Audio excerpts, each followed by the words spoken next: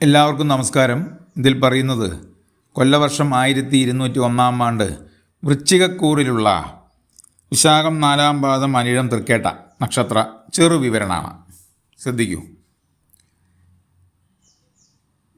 കുടുംബത്തിൽ സന്തോഷവും സമാധാനവും ഒക്കെ ഉണ്ടാവും.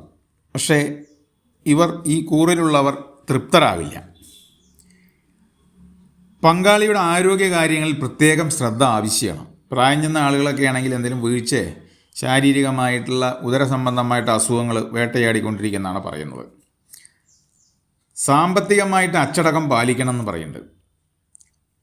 മാനസിക സമ്മർദ്ദങ്ങൾ ഏറിയിരിക്കുന്ന വർഷമാണ്. പകുതി കഴിഞ്ഞാൽ ശരിയാവും. അനുയോജ്യമല്ലാത്ത ബന്ധങ്ങളിൽ വീഴാതെ നോക്കേണ്ടതാണ്. ബന്ധങ്ങളിൽ സ്ഥിരത പാലിക്കണം. ഈ അനിയന്ത്രിതമായ ദേഷ്യം കൊണ്ടേ ഇഷ്ടജന വിരോധനത്തിനൊക്കെ കാരണമായേക്കാത്രേ. കർമ്മ തടസ്സങ്ങൾ ഉണ്ടാവും. പുതിയ കർമ്മങ്ങൾ നമ്മൾ തേടിപ്പോകും. സന്ധി സംബന്ധ ശിരോരോഗങ്ങൾ അലട്ടിക്കൊണ്ടിരിക്കും. വിദ്യാർത്ഥികൾ പഠനത്തിൽ കൂടുതൽ ശ്രദ്ധ ചെലുത്തണം.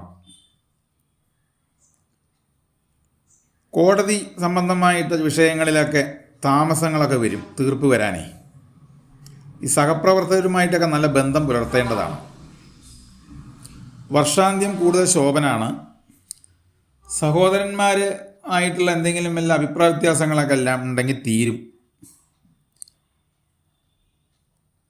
ഈശ്വര പ്രാർത്ഥന എല്ലാ ദിവസവും തുടർന്നു കൊണ്ടേയിരിക്കണം. ഒരു ഇഷ്ടക്കേടുണ്ടാക്കും. എല്ലാറ്റിനും ഒരു അലസത, മടിയെല്ലാം ഉണ്ടാവും.